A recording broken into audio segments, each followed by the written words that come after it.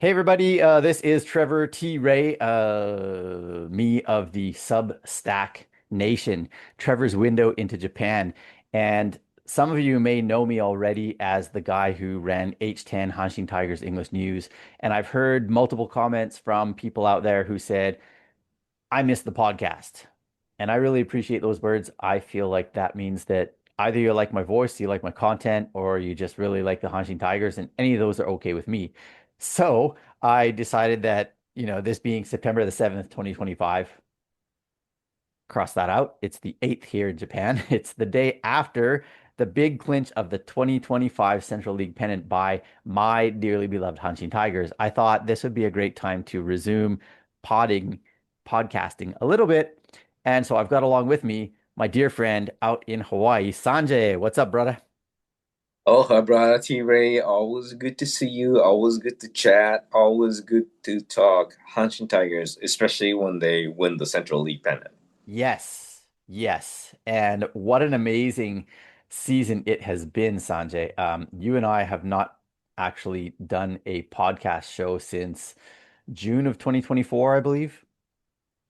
So it's Well, been no, but we actually did a thing right. July this year. You're right. We did. We talked about the Randy Bass interpreting gig that I had and the role that you had in just being there and all that stuff. That's true. That's true. But as far as H10 goes, it was June 2024 that we kind of put the final period on that chapter. Yep. But I don't know about you, but I miss the podcast. I do miss podcasting. I do miss talking Tigers, sharing it with the people out there, and then hearing back from them, and also, just having you along and talking through all sorts of cool stuff. It's always fun, man. Yeah. So our Hanshin Tigers, Sanjay, won the 2025 Central League pennant in record speed as far as the calendar goes. September the 7th is the earliest it's ever been won, not only the Central, but also the Pacific. So we're talking 75 years of Japanese baseball history as far as the two league system goes. September the 8th was the previous record set by the 1990 uh, expletive Giants. Um, so now we've got the record. Woohoo! We beat the Giants. Yes, and we beat them down severely this year. We'll talk maybe a little bit more about that later on in this show. We'll talk about how we're doing against all the different teams, whatever. But I figured before we get into the nuts and bolts of the pennant and winning that game on the 7th last night, we could talk a little bit about the whole season because, as I said, we haven't done podcasting related to the Tigers. And probably most of our listeners, if we have listeners, are trekking along with the Tigers. But we may as well just kind of, wrap up what's happened since the off season. So Sure. last year's team, we finished in second place behind the Yomiuri Giants. I think it was a 3.5 game gap, something like that. Something like that. We Yeah. got it really close at the end. I think it was down to like 1.5 games, and if we'd won, we lost the game 1-0 against the Giants at Koshien. But if we had won that game, it would have been a 0.5 game gap, and we lost that. So then it went from 1.5 to 2.5, and we never got any closer. But anyhow, um, last season was kind of disappointing. And it wasn't because of the disappointment, but Okada stepped down as manager. I think the original plan was for him to be there for 2 years or three max, and his health was kind of failing him.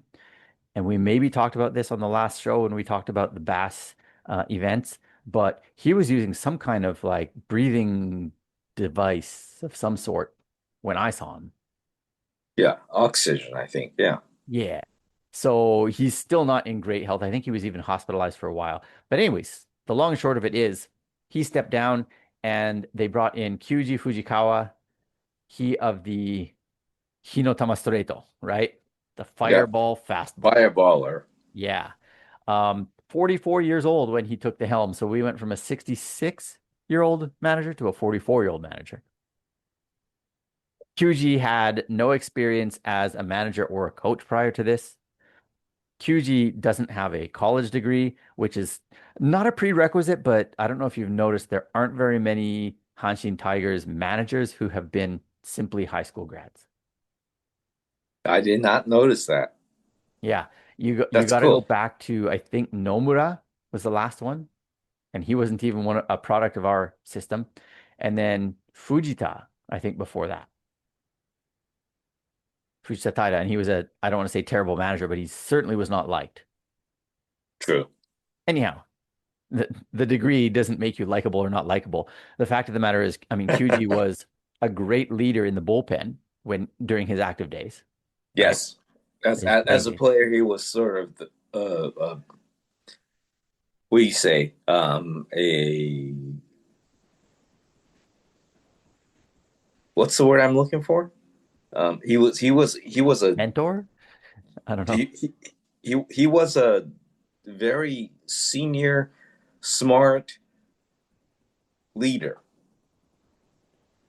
Yeah, we'll leave it at that. I can't think of Yeah, an exact word for that either, but yeah, certainly. yeah, And I really think, for a guy that quote unquote is just a high school grad, and especially when you look back on his early playing years as well, like he didn't strike me as the most cerebral of guys, or even as a very good communicator. But all of a sudden, in his latter years, right, maybe in the late 2010s, like from 2017 through 20 when he retired, and then even as a commentator, for the pro games, for the Tigers games. I couldn't believe how clearly he was able to communicate ideas and stuff like that, and techniques and strategy. As I was watching the game and he was commentating, I was like, man, my knowledge level, I just feel smarter listening to this guy. yeah. No, he was totally articulate and all that. Yeah. Yeah. And then I think I might have mentioned this to you. I don't know if I ever mentioned it on a pod because it was after we ended, but in August of 2024, I interpreted for Randy Bass for the Koshien 100th anniversary celebration. And Kyuji was also a guest there. Of course, I had no idea that I was in the same room as the future Hanshin Tigers manager at that time, but I did talk to him a little bit then. But also, we were watching. This is on August the 1st of 2024, watching the Tigers versus Giants from the VIP room up above, like right behind home plate, but way up high. And he and Koji Uehara and a couple of other, there was Tsuneo Horiuchi for the Giants Yep. and Yoshiro Yep. Yoshida for the Tigers. We're all sitting there watching the game together. And Kyuji and Koji are just going off, man. They're analyzing everything. Like when Togo was throwing, they're like, "Oh, look, he's panicking," or "Look, he's opening up too fast," or he has terrible control on the outside half of the plate." Like everything that was going right or wrong, they were analyzing. It was like amazing. That is so cool. Yeah. That's amazing. Yeah. Yeah, and this was not for a TV audience. This was like me and Randy Bass and like, well, the other VIP guests, but it was like, maybe five people paying attention to them because everyone else was, mingling amongst each other. They weren't necessarily sitting and watching the QG show like I was, but it was awesome. So That's cool. I was pretty excited about QG coming in as manager.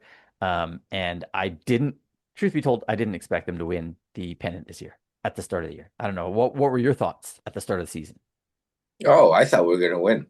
Hands Wow. down. We had all the horses. We had everybody. And as Okada said, I guess many moons ago, you play a regular game, you're gonna win this thing. Yeah. Yeah, he did say that, and that's true. But that said, the previous year we had almost all the same pieces. We didn't really add too much. Like pitcher Ihara, the rookie, right, first round pick, Right? and then Duplantier, who's an unknown Duke. commodity, Yeah, right? Duke. Nick Nelson, who's also an unknown commodity. At the Mhm. time, those were our three biggest acquisitions, if you will. And then I guess Hatake in the active players draft, right? That Yeah. we got from the Giants. But that didn't really scream to me like, hey, we're going to beat the Giants this year, especially when they won the Central, the Bay Stars won the Nippon Ichi, and the Giants also added, right? They added, well, Tanaka, who cares, right? But they added Rydel Martinez and they added Takuya Kai. Yes. And I really didn't think any of those pieces were necessarily what the Giants needed to be stronger. I thought it was overkill. Agreed. So I didn't necessarily think like that's going to make sure that that's going to ensure that they win the pennant this year and, for the next years to come. But I definitely thought like, well, they did something to make themselves stronger. What did we do? Was kind of my thinking. Well, anyways, so I honestly, I think I was telling people kind of off the record, and now it's on the record, but I said, I think the Tigers are going to finish. I'll wait till you finish drinking so you don't spit out what you're drinking. I predicted they were going to finish fourth. Oh my goodness. Yeah. Fourth. Terrible fan, right? But that How could you say that? this Yeah. is my non-sontaku prediction right there, right? If I'd been doing H10, I never would have said fourth. I would have said first. But, deep down inside, I was like, new manager, not much improvements. I didn't like what I saw out of some of the players on the team, and this was my maybe lack of faith. Like Nakano, maybe he's on a downward trend here. Oyama, maybe he's on a downward trend here. And I was looking at all of the, Murakami, maybe it was a 1 year, miracle year in 2023 because he didn't have a great 2024. So all of these things, and I'm thinking, I guess maybe I was bracing myself for what could have been a bad year. Do you know what I'm saying? Like, I think I was Yeah. trying to save myself the heartbreak. I hear you, Yep. but I'm so glad that you're wrong. Well, so am I. No doubt about that. So, anyhow, QG at the helm, and we get to the preseason. And, as always, these teams play anywhere from 12 to 18 preseason games. We had a lot of rainouts, so we only ended up playing 12 games. And we went 3 wins, 5 losses, and 4 ties. Um, it didn't look that good, at least from what I thought. And I know the preseason doesn't really matter, right? So, like, we finished tied for 10th in the preseason standings. Who cares is what a lot of people would say. But just given the fact that maybe I was thinking and hoping that Kyuji would make some sort of statement, like, hey, look what my team can do. And then they didn't. I was a little bit, again, apprehensive. I don't know if you put any weight into that or not. I did not put any weight into that. Zero. Okay, that's fair. That's fair. So here we go. We're starting season, and who is our opening day starter? I was a little bit surprised to see that it was Murakami and not Saiki. I don't know. I just kind of thought like Saiki had a better 2024. Saiki was kind of the guy that we counted on to stop a lot of losing streaks in 2024 and even 2023. I just thought he was more deserving than Murakami, but nope. We went with Murakami, who, as I said earlier, had a bit of a subpar 2024. I can live with that. I'm okay. Well, the results speak for themselves, I suppose. Opening day, he goes 8 and 2/3 innings.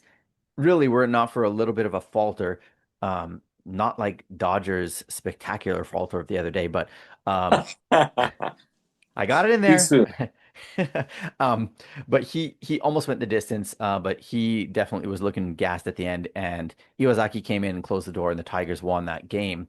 They went 2-0 to start the year in Hiroshima. I went to game 3 looking for the sweep. Tigers treated me to 2 singles and a 2-0 loss. Kind of unfortunate, but so after that, actually, from their 2-0 start, they went 0-3-1 in their next 4 games. That was the only time, Sanjay, that they were below 500 the whole year. They were 2-3-1 on April 3rd. Fantastic. That's it. That's the worst that they were. And I read somewhere today that they actually never were out of the top three. So even when they were 2-3-1, I'm guessing they were either tied for third or they were in third on their own. But they never fell out of the top three the whole season. Wire to wire.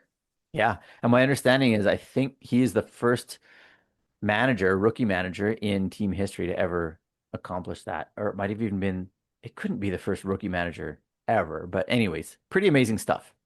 So, I think he is the first rookie manager. Yeah. well, he's definitely the first rookie manager in team history to win the title, like the pennant in his first season. That Yeah. one's for sure.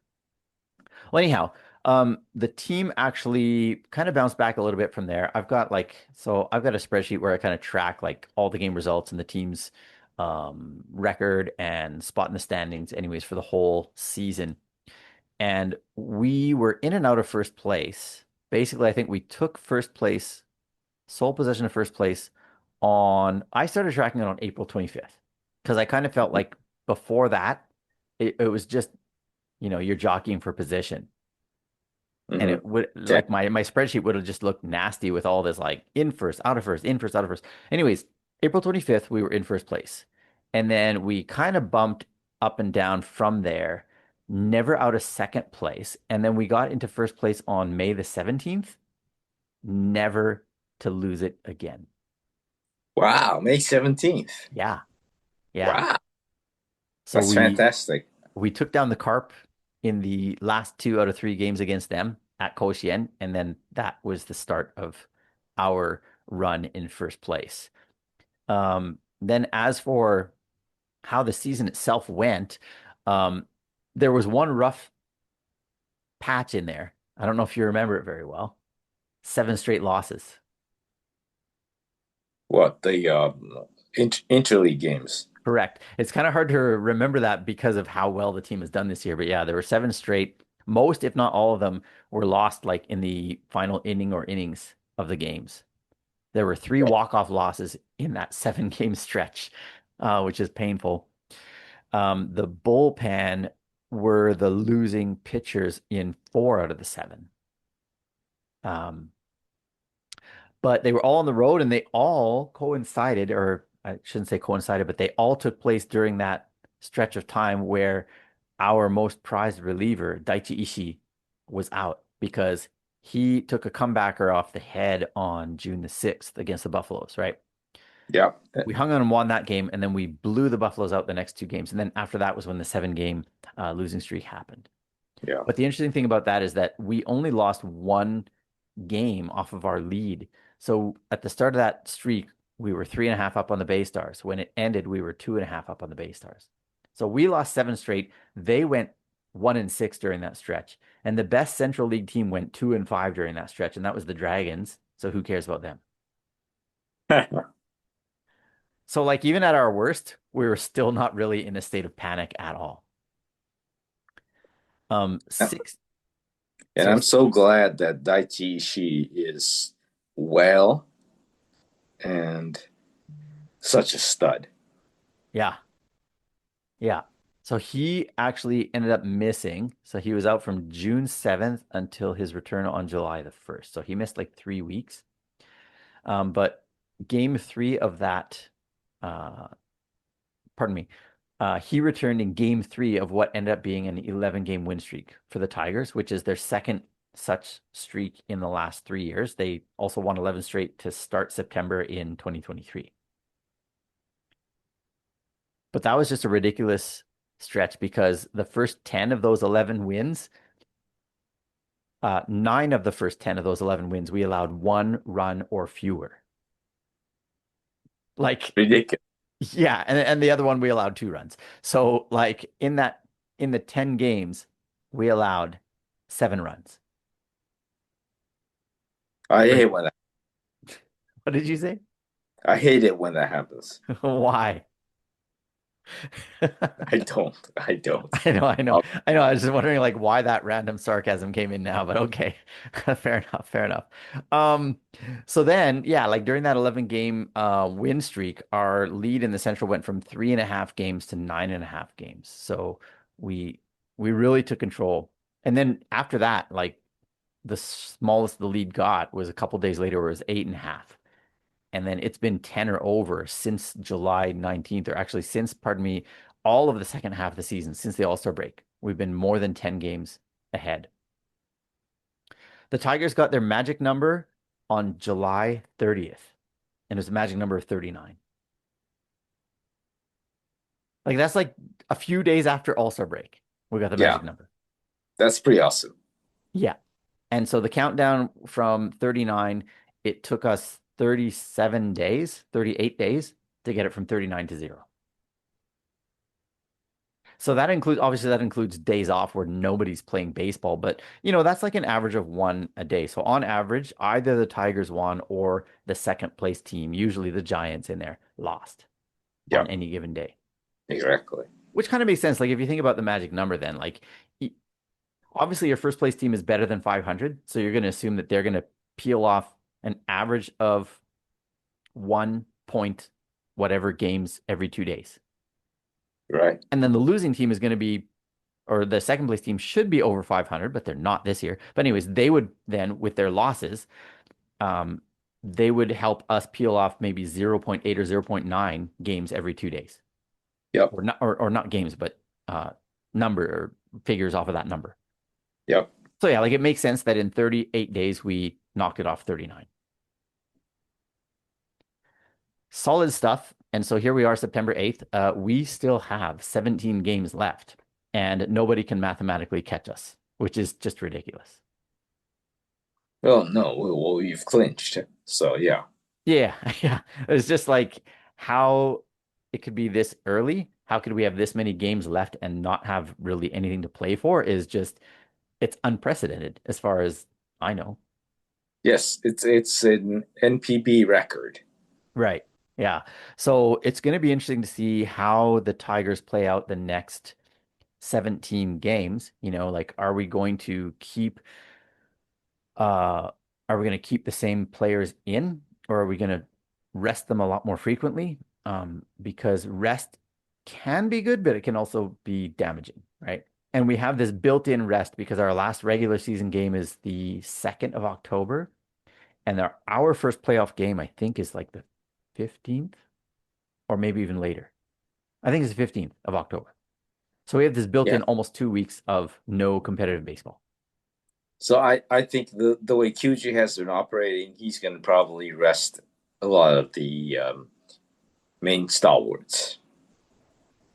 That said, though, they do have these individual titles to fight for, right? And so, um, well, the RBI title, if he rests our guys the rest of the year, like, or even if he rests, let's say, Sato all year, well, either Sato or Morishita is going to win the RBI title. The home run title is Sato's, right? I mean, Yeah. unless Murakami somehow doubles his production. No, not happening.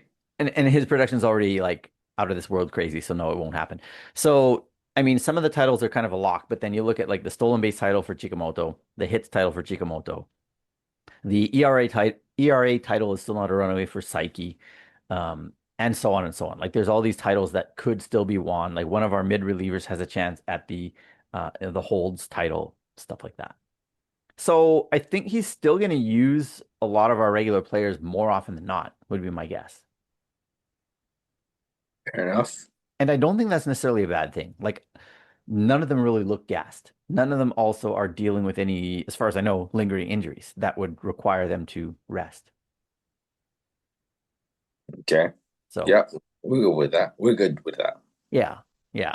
I mean, as long as, if they come and they're like, hey, listen, like, I just need a day off. Like, yeah, sure, why not? There's no pressure for them to have to play every game, but I think they want to, right? They love baseball. They love the numbers they're putting up. They love winning. What better place to be than on the field playing for the Tigers? Exactly. Yeah. Amen. So, so I forgot to mention to you though, Sanjay, that actually I was there at Koshien Stadium for the game last night, September 7th, the clincher. So jealous. Well, the fortunate thing is, thanks to you, I was able to be there on September 14th, 2023 as well. So that makes two pennants in a row that I actually was in the stands when they clinched, which is crazy if you think about it, because I'm not a season ticket holder. I didn't get the tickets 2 years ago because I thought it would be the day they clinched. And this time it was kind of wishful thinking when I got the tickets. So you're basically the fairy godmother, something like that. Oh, how about God Brother? Yeah, godbrother. Okay, we got that. Yeah, who knows? It's interesting though. So my mother-in-law's doctor is a huge Tigers fan, and he has season tickets, and he had, I talked to him just because we're both Tigers fans, not because he's my doctor. I need to hear anything from him medically, but um, he had told me a few weeks ago. He goes, I don't want to be there the day that they clinch. And we both knew at that time they had the magic number. We knew that they were going to clinch at some point. And I said, why not? And he goes, I'd rather be at home in front of my TV and just be able to cry without being amidst all the fans. Awesome. Okay. So I'd said to him, well, if you need to get those tickets off your hands, and I looked at my calendar and I had September 7th and September 11th as dates that I could go to games. So because they had the 5th, 6th, 7th against the Carp, and then 9, 11, 9, 10th, and 11th against the Bay Stars, and then they're on the road to face the Giants on the Right, 13th. But anyways, right. I was like, if it's going to be that week, it's the 7th or the 11th for me. And I asked him if he had either of those still available. And he goes, I already gave away my tickets for the 11th, but you can have my 7th tickets. And this was like maybe mid-August that I got them or so, or maybe late August. But anyways, it was a full maybe a week or two before the actual like magic number was down to one. Fantastic. So in my head, I'm going, okay, I'm kind of tracking with the magic number and going, what has to happen in order for my tickets to be that day? And I mean, it just worked perfectly, except I was thrown into panic when we got down to Magic 3 because the Bay Stars record all of a sudden came into the picture. It was always Yeah. against the Giants, the Giants, the Giants, and all of a sudden, like, whoa, now the Bay Stars wins and losses matter too. And that threw a wrench into things. But all said and done, like, so I got the right day, which is really cool. The other kind of side, I guess, story, if you will, was, as many of you are aware, it was a Sunday night game. Well, I've got two sons. One's 11 and one's 8. My 11-year-old son is actually very early to get to bed every day. He loves the Tigers, but it doesn't matter what's happening in the game, generally speaking, like around 8:30. So we're talking like sixth, seventh inning, Uh-huh. he goes to bed. He's Uh-huh. like, I'm going to bed. Like it could be the most exciting game. And he's like, oh, I'm tired. I got to go to bed. So I'm thinking to myself, and by the way, my 8-year-old is not that interested in baseball, not enough that I would think about taking him to a game uh, for him to enjoy. So I was like, okay, my son who usually goes to bed at 8:30, if we go to the stadium together, it's going to screw up his sleep. Yeah. It's going to screw up his patterns, and he might not even be able to appreciate the moment. And so I was like, okay, if it's a potential pennant clinching game, I will take him. And if not, I will take someone else because I don't want to screw up his sleep, for the team to go from Magic 4 to Magic 2, just for example, or whatever. So yeah, Sunday morning, um, we're downstairs, like just kind of getting ready for breakfast, whatever. And like he already knows I had the tickets. He's never asked me who I'm going with, right? But he's all excited. Like for the past week, he's like, "Well, I hope the Tigers can clinch on Sunday so you can go to the game." And I was like, "Oh, that's so sweet." But I didn't want to tell him I was going to take him. So Sunday morning, I broke it to him. I was like, "Hey, do you know who I'm going to the game with today?" And he goes, "No." And I said, "You." And his face just lit up. It was just the coolest thing. Like just to see Oh, him. wow. That's awesome. Yeah. So we ended up going together, and it was a lot of fun just to be in the stands with him for that historic moment. I kind of, like convinced my wife that we don't know if he's ever going to get a chance to be in the stands for a Tigers pennant clinching game ever again. There's so many factors, right? Like the team True. tends to go on these 18-year benders where they don't win. And then they could clinch on the road and like all sorts of things come up. If it takes 18 more years and he's 30, he could have a wife and kids. You just never Yeah. know. You know what I mean? Yeah. Like he might not even Totally. be in contact. So I was like, this is our one and only chance, possibly. So we did it. So it's fun. We were in the right field stands, about 38 rows up. This day, I don't know if it was just because it was the potential clincher, but they actually had the big flag wavers, low and high. So we had a flag waver like maybe 5 rows down from us. Hmm. Yeah. So there were a lot more of the giant banners being waved between innings. The voltage, of course, was higher than it usually is. Um, and it was just a great atmosphere. I will say though, man, for a couple of reasons, I think it was different than the 2023, which you experienced. Yes. So I think you can probably guess why it was different. I think it was less electric this year than in 2023, and you can probably guess a couple of reasons. Well, 2023 was definitely electric. So why do you think it would be more electric than yesterday? First time in 38 years. Yeah, well, 18 for the pennant, right? Right. Yeah. Yeah, first time in 18 years as opposed to first time in 2 years. Yeah, that's the biggest one to me. The second one is who is the opponent, Yeah. right? That's true. Yeah. We beat the Giants Yeah. in Giants. 2023. Yeah. We beat the Carp yesterday. So it's just a little bit less electricity there. Um, and then I think really even how early in the season we clinched, combined with the fact that there was very little drama this year, right? Right. Like we just won and we won and we won this year. You know, there were great games, there were great dramatic games, but it's not like, oh no, look out for this team or oh, here comes the Tigers' usual September swoon or anything like that. Like there was no drama in that respect. That's true. Yeah. We kind of steamrolled. Yeah. And then I think the other one too is just like the whole game progression. Like the fact that the Carp only got one runner on second base the whole game. It was crazy. And Mm, that was after Psyche hit their guy in the head by accident and they bunted him to second. right. Outside of that, they only had runners standing on first base. So there wasn't much kind of in-game dramatics either. And then our only two runs were scored on sac flies. So again, like we had the big Sato home run the game we were at. But anyways, it doesn't matter. It was super fun to be there, watching Kyuji getting hoisted in the air, listening to his manager interview on field, and then we watched the players go around the field with the new banner. So all those are really cool. Awesome. Yeah. And I was happy to see Beasley as well as Duplantier. Yeah, they In were all like brought back in. Yes.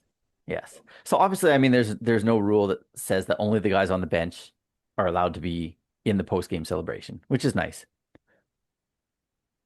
But I just wonder like how are they going to be used moving forward? Because we haven't seen it's been longer since we've seen Dupe than since we've seen Beasley on that top squad mound. Yeah, exactly. I was kind of wondering about that.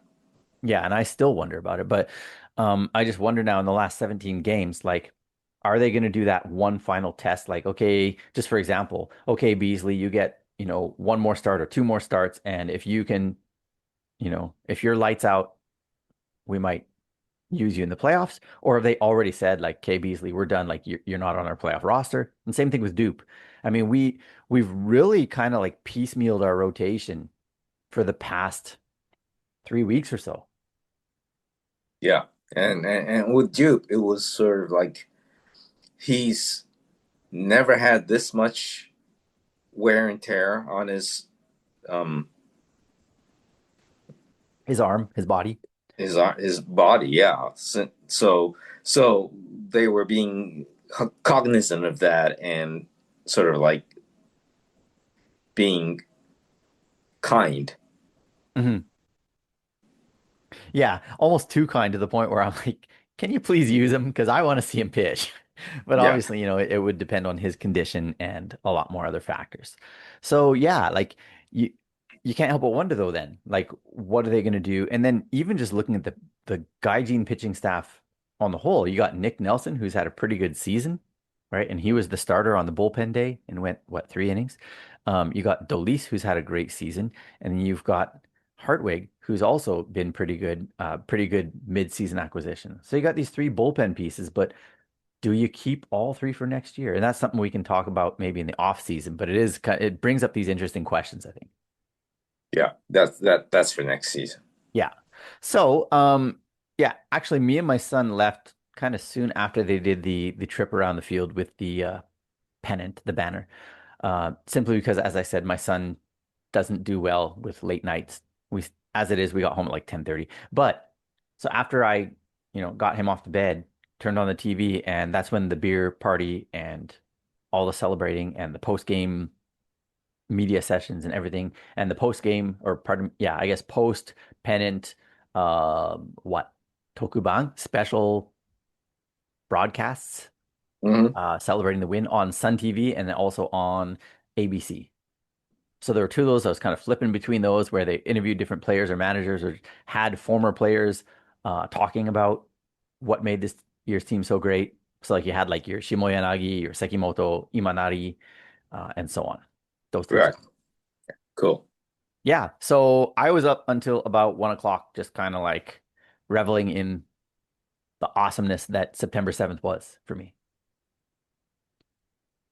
And I heard about, I think a lot of, especially the foreign audience, wants to hear what happened at Dotonbori and did people jump into the, you know, pollution-riddled canal? And the answer is yes, yes, they did. Yeah. I I don't know if it's because so this has kind of got like a couple of facets to it, but does it feel like a lot of people jumped in because everything gets broadcast? Or is it that there actually were a reasonable number of jumpers, considering the security that was there? Like again, it was just like crazy security like it was in 2023, but they still had jumpers. I think it's because it gets broadcast. So that's kind of like the second facet of it as well. That's the other one that kind of concerns me in a way. Are people jumping in because it gets broadcast? Like, hey, I'm gonna jump in because my friend is holding my phone and I'm gonna put this on my socials. Or are they doing it out of sincere jubilation? I fear that it's the former, I agree with you. which is kind of Unfortunately, unfortunate. It's yeah, taken a bit of the purity, if you will, or the twistedness, I guess, if you will, of what people used to do. Like, look at these crazies. They're jumping into this like it's like toxic waste. Maybe not to that level, but it's pretty bad. And they're jumping yeah, into this because their team won the freaking pennant. Like that's ridiculous. And now it's like, okay, they're jumping in because they want more views or more likes or whatever. yeah. It's a sign of the Unfortunately, times. unfortunately, yeah, I think you're right. Yeah. So that's how it goes down. Okay, Sanjay, let's get into some of the questions that I have already shared with you, but some things I want to kind of discuss about this season. We've talked about a bit of it as we've already kind of gone over 2025, but question one, what do you think about Kyuji Fujikawa, the manager? Stud, awesome, God. I want him to be there forever, and he will break all kinds of records. So, like you could imagine if he managed until he was Okada's age, he could have a 22-year run, Yeah, and he's number 22. absolutely. So that said, you maybe know this, why he took the position as manager. I mean, part of it might have been ego, but he had even said, like, I feel like this is my destiny, is what is in the cards for me as someone who is drafted by and raised up by the Hanshin Tigers. It's my duty to manage this team. It wasn't so much like, yeah, I want to become the manager and I want to lead this team to greatness. But he says, hey, I'm a part of the Tigers culture. I'm part of the Tigers history. And a continuation of that is being the manager. And as that's my destiny, I'm going to do it to the best of my ability. And obviously he has, and the results are already there. And that is so absolutely true. I think that's exactly it. And long may it continue till I want to say 2040, something like that. That would be amazing because the longest tenureship in Hanshin Tigers managerial history is 6 years. And that was during the Dark Ages when Nakamura did it. It's Rest wild. in peace. Yeah. Yeah. Well, it'll be interesting to see how long QG sticks around. Interestingly, though, a couple of things. So during his, well, I guess hero interview, if you want to call it that, like the post-game manager interview, um, the interviewer was trying to prompt him, right? Saying, hey, this is a real team effort. The players, the coaches, the managers, the trainers, the interpreters, the field maintenance people. It was a team effort, wasn't it? And then Kyuji's answer really surprised me. So What do you say? he said, yeah, but I think the biggest appreciation needs to be made for the families. And Mm. especially he kind of said like my family was almost what he said. You know what I mean? Like he said, now that I'm a manager of a team, I can understand how hard this life is to be a team manager, to basically give zero to the family and to put them through such hard times while I am not present. Pretty deep. That's kind of I guess cool. it kind of makes sense because, when you're a player, generally speaking, like you're retired by the time your kids are, say, 6 years old, 7, 8 years old, whatever, right? Hmm. Maybe 10, 12. if you're really good and you had kids really young. So you still have a lot of years to actually be present in their lives. But when you're a manager, like his kids, I think they're upper high school, university, maybe even already out of university. But also, he's his wife. And here's another interesting one. I read this in an article back in the off season, when he was approached about being the manager.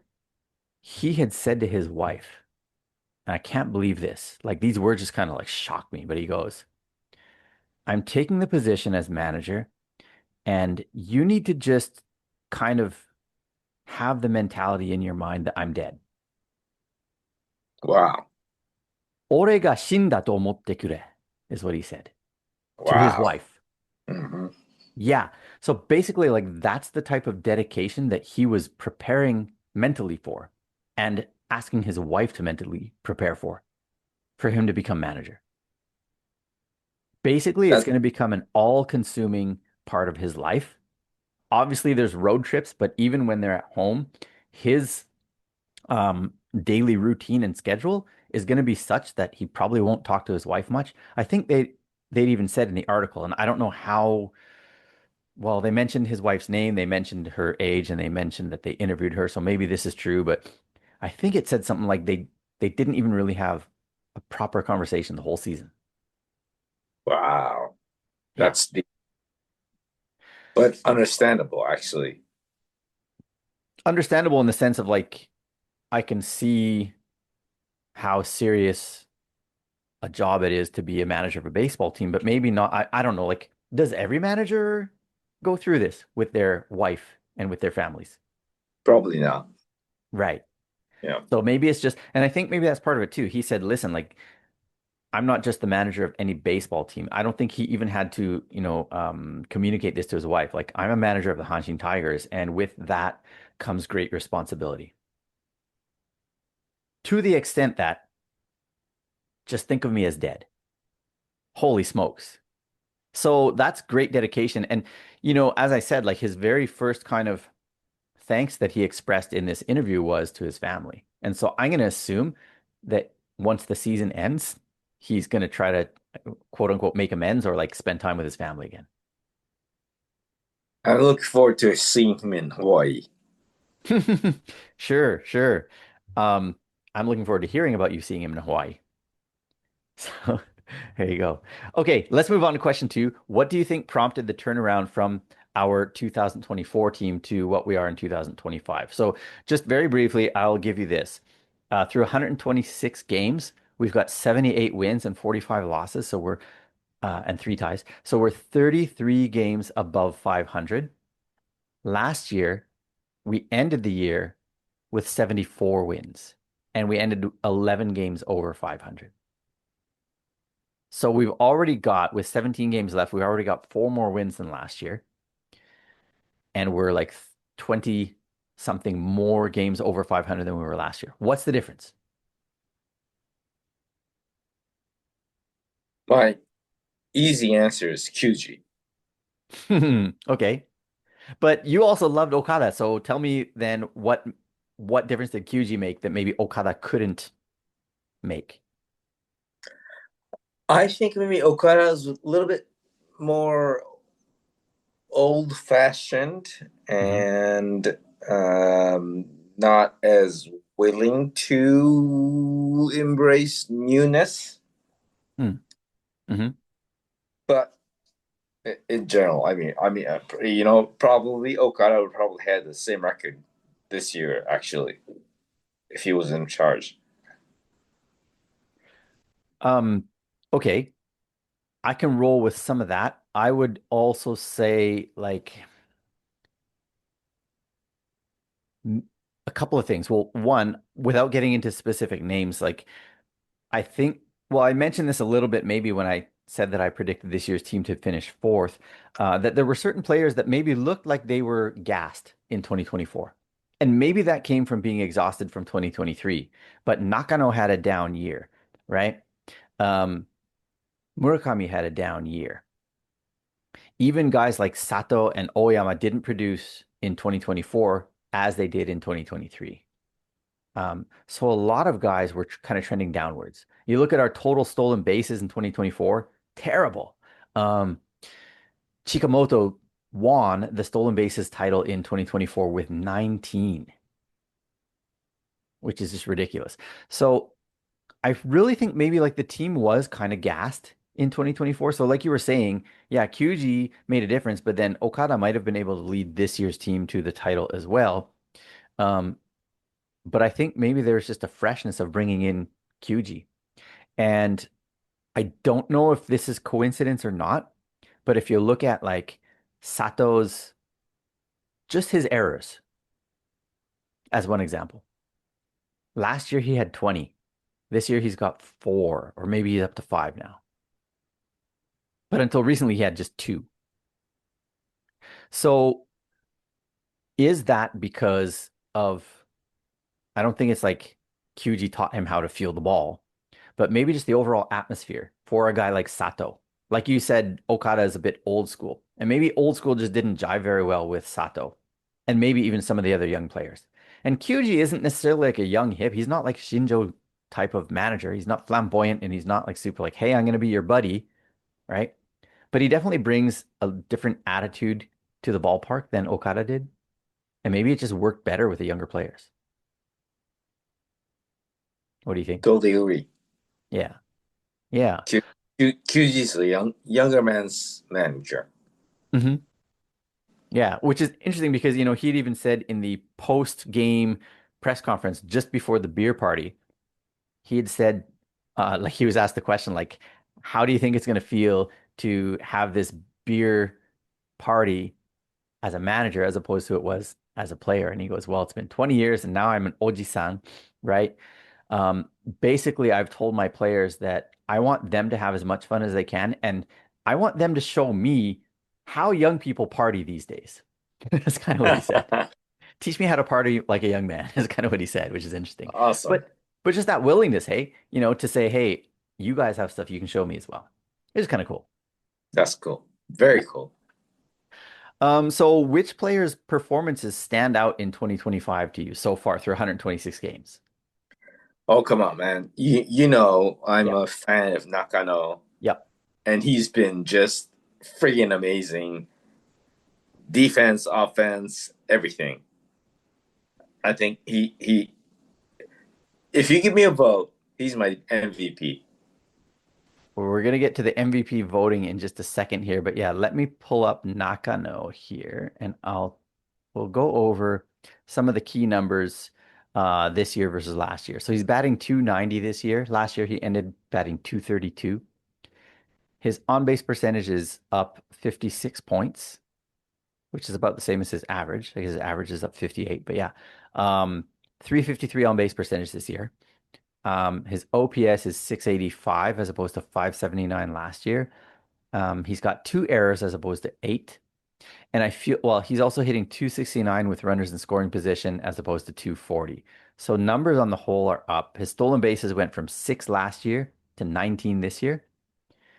Um, and so yeah, his numbers are definitely on the up, but that's just numbers. Like I feel like last year he made some good plays. And he made all the ordinary plays like he always does. But this year, I feel like he's just gone next level with his spectacular plays on defense that have saved the pitchers. So I think you can't put a figure on how much he's helped keep the pitchers' overall ERAs down, but he's done it. I agree. Hits that should have been hits were outs. I mean, what more can you say? Yeah, He saved he's the countless man. runs with his He's the defense. man. Yeah.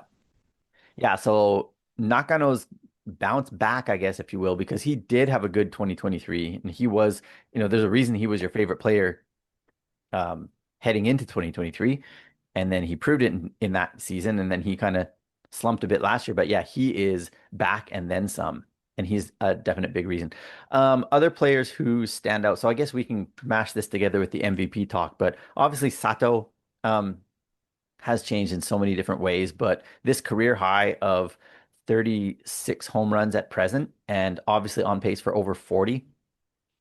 That is such a huge thing for the Tigers, having not had a home run title holder since 1986 Randy Bass, 39 years, right? Yep. Having not had a 40 home run hitter uh, as far as the homegrown talent since Kakefu and Okada in 1985. 40 years. Your Actually, buddy Randy Bass. what's that? Your buddy Randy Bass. Oh yeah, in 1986, yeah, he was the home run No, leader. no, but Um, he's your buddy. That's what I mean. he's my buddy. Yep. Yeah, so that with Sato, Sato's also actually stolen 10 bases. And he's, as I said, he's reduced his number of errors.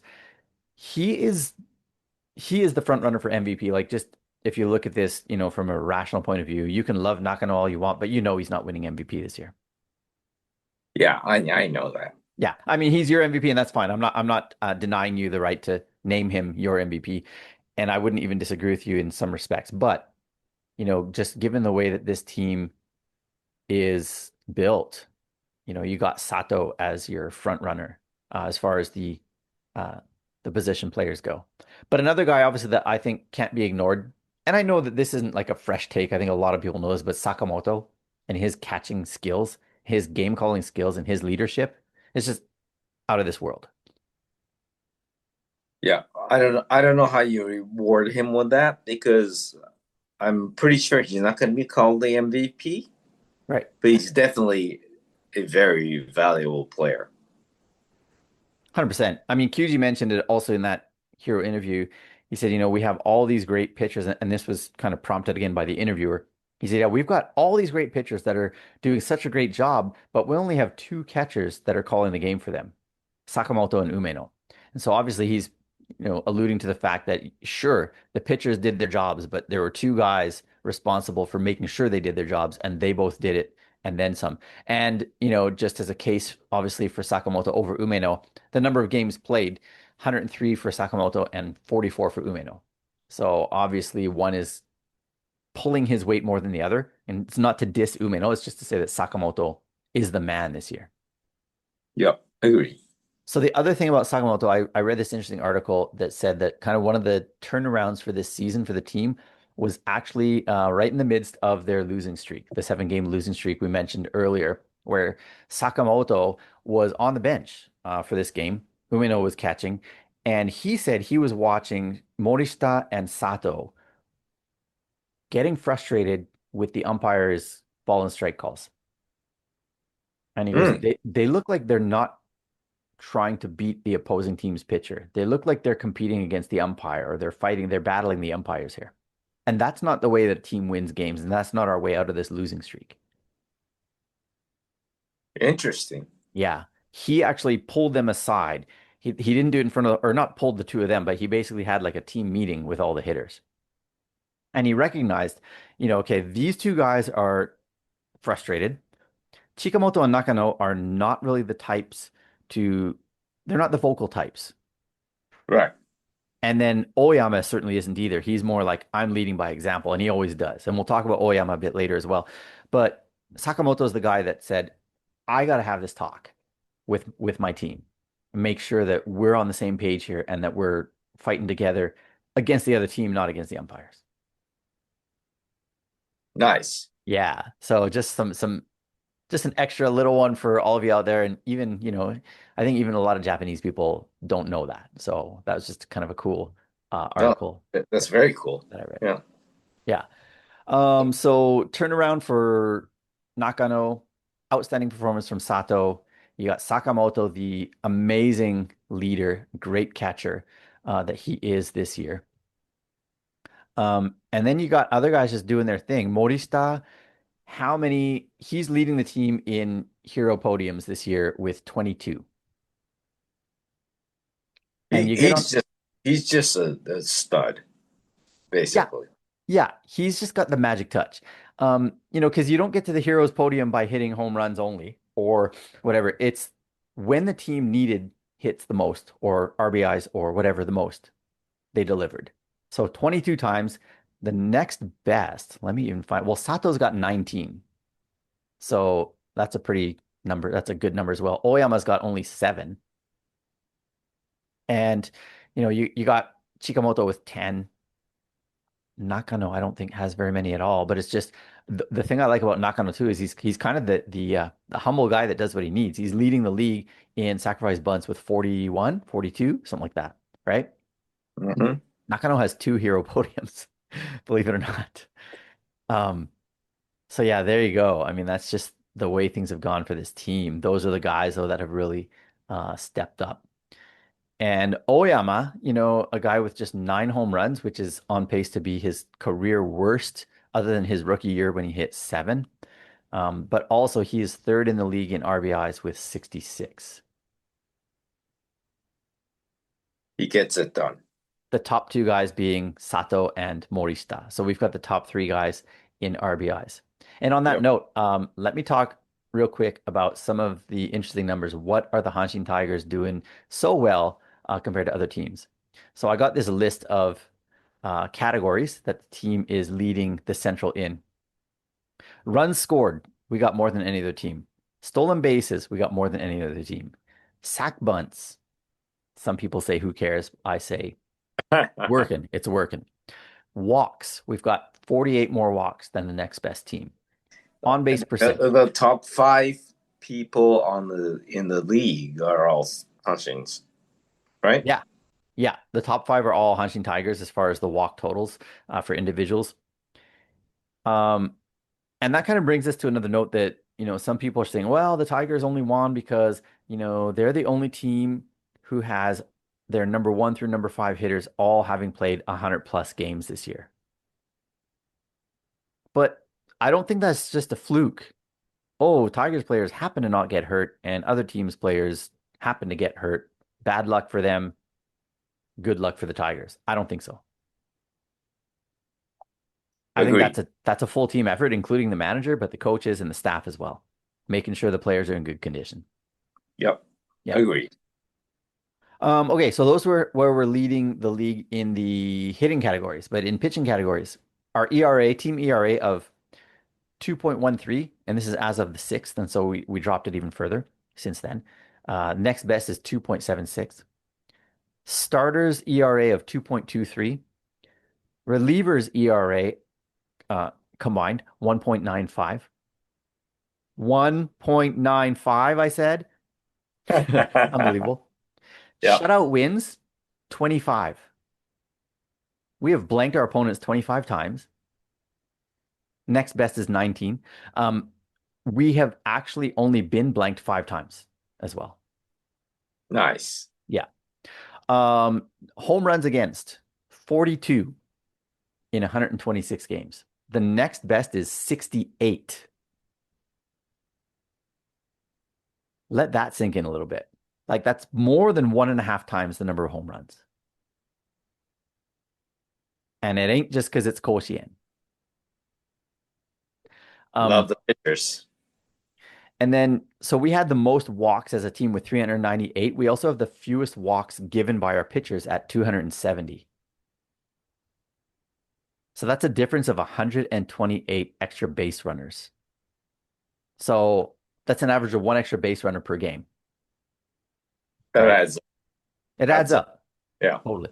And then fewest runs against as well. So we had the most runs scored at 435 and the fewest runs against at 296.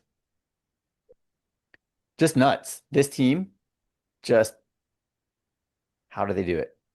It's no wonder we won the pennant so quickly. Destiny, karma, whatever you want to call it. So, okay, we got the MVP votes. Okay, so bottom line is, I really think Sato's going to win the MVP. But personally, I think Sakamoto deserves the recognition. I don't think he'll get it in the MVP voting necessarily, but somehow he will, I think, get a Golden Glove and a Best Nine. Agreed. Yes. Let's talk about that. Well, yeah, okay, real quick. Okay, look at all our positions. Best Nine pitcher is going to be tricky just because there's so many good pitchers. I'd love to see Saiki get it, but I don't know if there's any guarantees of that. It might be Murakami. Yeah, but it also might be like they might give it to like, I don't know, K or Yamazaki of the Giants or whatever. Like there's Right. always, Yeah. they might, oh, well, Yamazaki got 13 wins and Saiki got 12. They always have like some weird reasoning. Okay. Anyways, Yeah. catcher, I think it's undisputed Sakamoto. Sakamoto. Yes. Agree. First base, I don't know that Oyama is going to get golden. I don't know that he'll get best nine, but I think he'll get golden glove. He might get best nine as well, just because his RBI total is better than any other first baseman out there, even though his home run total is not that sexy. Okay. Second base, moo. That's the one I'm worried about. I want Nakano to get it, Yeah.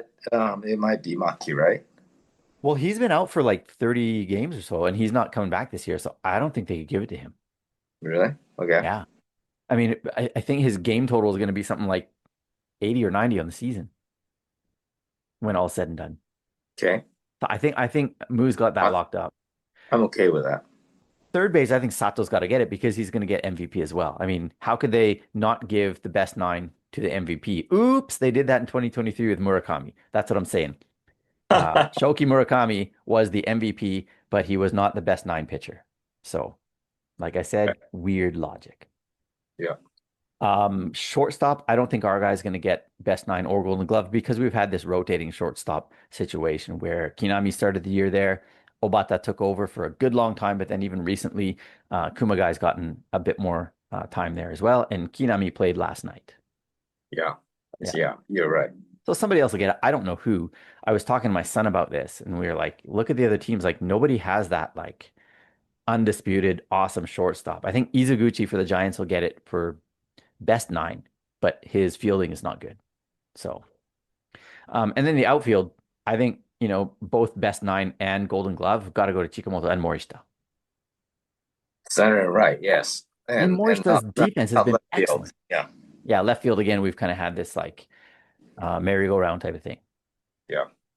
All right, Sanjay, what do the Tigers need to do to make sure that they win the Climax Series? Obviously, we don't know the opponent yet, but we will be playing at Koshien Stadium 6 games in 6 days, and we'll have a 1-0 advantage in the best of seven, meaning that we have to win, well, 2.5 out of 6, technically, right? If Yeah. we can get to 3.5 wins or 3 wins and a tie, we win that series. How do we make sure though, that we don't fall victim to what happened last year with the Bay Stars beating us at Koshien in the best of three and then beating the Giants? Is there any chance that you could see this Tigers team not getting it done? We need T-Ray to be at all Ha games ha at ha. Spokane. Okay. That's the ticket. I'll talk to the Tigers organization and demand that they give me tickets. Yes. I really do think though that like last year with the Tigers, well, the Tigers tend to lose that first round matchup when they host it. It's a best of three at your home ballpark, right? But it's their team's best against your team's best, their team's aces against your team's aces, and we always seem to, the other team gets the better of us for some reason. But in this case, because the other team that's coming into Koshien is going to have played 2 or 3 games against another team and their best 2 or 3 pitchers will have already been used and won't be ready until later in the series. Yeah. Like, I really don't see, I guess, like, depending on how the Baystars pitchers are doing. I mean, they've got 3 quite good pitchers, and then they have Fujinami, who might be quite good too. So the Baystars Uh, actually have a decent rotation if they're on, right? They've it got would K, Jackson, Azuma, Fujinami. I'm not adding TB in there. it would kill me if Fujinami like killed us. Yeah, same. After all the promoting I did of his interpreter. Come on, Fuji. But they're the threat, I think, because I don't think the Giants are a threat, especially if you take off the top 2 guys in their rotation.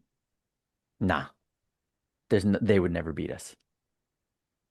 And then whoever the X factor might be that might slide in and beat DNA for that third position or beat the Giants for the third position. Carp, no chance. Dragons, maybe, but they're not that good at Koshien. And after their first 2 starters, they're not that good. So I give it a 90% chance, and I think I'm even being a little bit conservative, that we win the Climax Series. Love it. Yeah. Who would you like to see them face in the Japan series then, assuming that we do advance? Would you rather them face the current first place SoftBank Hawks, who look like they're going to lock up the pennant, or the second place Nippon Ham Fighters, or the third place Oryx Buffaloes? Because it looks like those three are non-negotiables in the Pacific. The other three teams have almost zero chance of making the playoffs. I think it'd be a lot of fun if the Bonham Fighters with Hmm. Shinjo and the Tigers make it there. I agree. That's the one I want to see. I think that's the one a lot of people want to see. And the Fighters have an exciting young lineup. They're actually kind of scary when they get hot. They are quite cold right now, though. So that's the one thing that kind of makes me think it won't be them. But there's a lot of time between now and their playoffs. Yep. So we'll see.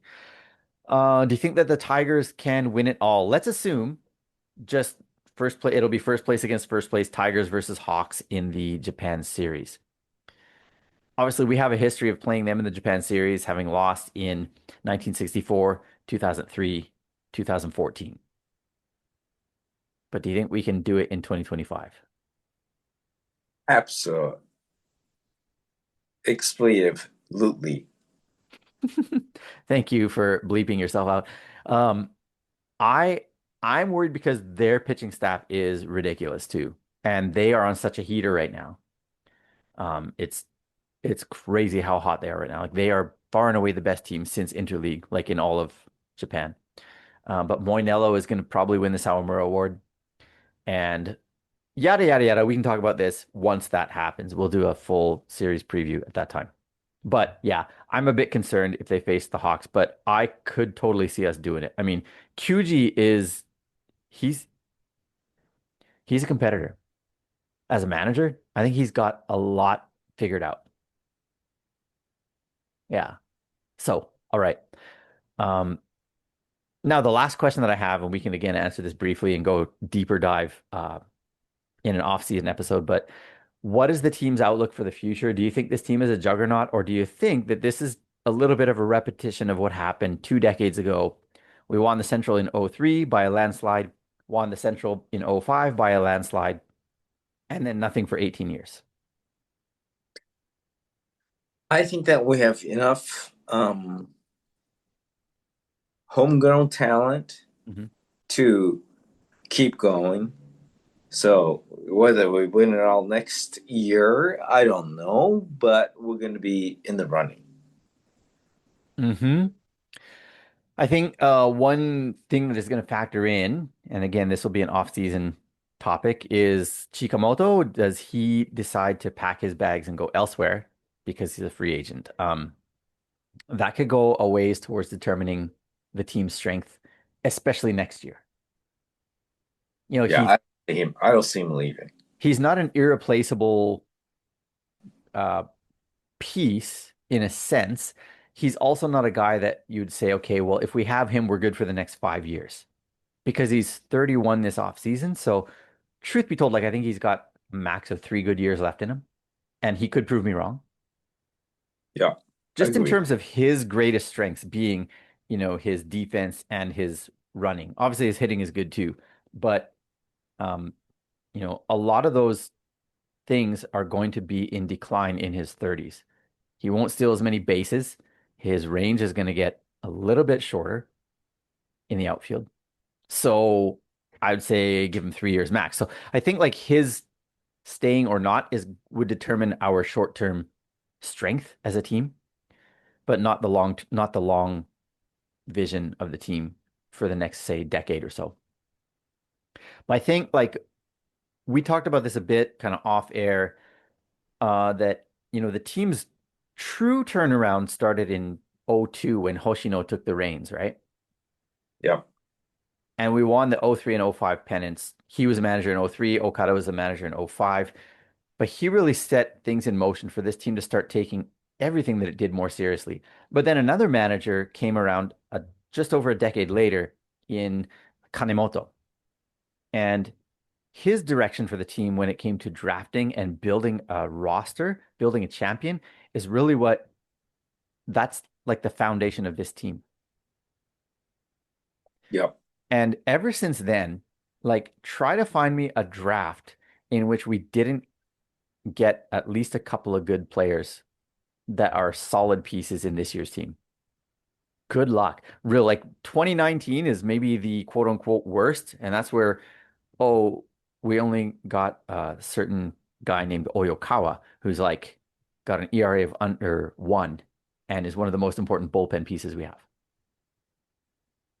Yep. So, almost Exactly. every, look at the draft the next year. It's just like foolish. What a great draft we had, right? Sato was Yep. our first pick. Ito, the pitcher, was our second pick.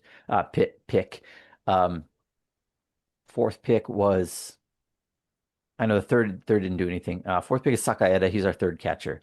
Fifth pick, Murakami. Sixth pick, we're still not at Nakano, are we? Or we are. Sixth pick was Nakano. Seventh pick was Takatera. And eighth pick was Ishii. All on the top squad.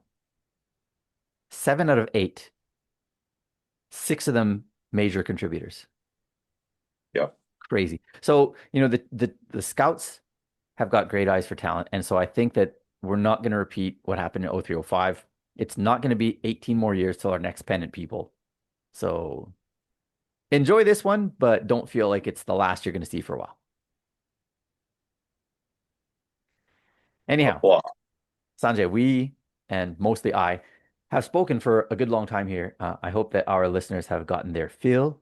Hope they enjoy it. And I hope they'll be able to put this on channels where people can access it more easily than just on Substack, although that's where it's going to be uploaded first. Um, but any final comments? Nope. Let's just like do it and become Nipponichi. Yes. Yeah, so me and Sanjay have not talked plans as far as, oh, when are we going to talk next or anything like that. But I really think, like, realistically, it'd be nice to do one before the final stage when our playoff season, postseason starts. And then obviously, if we make it to the Japan series, then we maybe do another kind of preview there. And then when we win the Nipponichi, we do another one there, that type of thing. What do you think? Sounds good. All right. Cool. Well, everyone, thanks for listening. Spread the word, share this with your friends and even your enemies so that they'll know how great the Hanshin Tigers and their nation are. Thanks, Sanjay, for joining me today. お疲れ様。お疲れ生。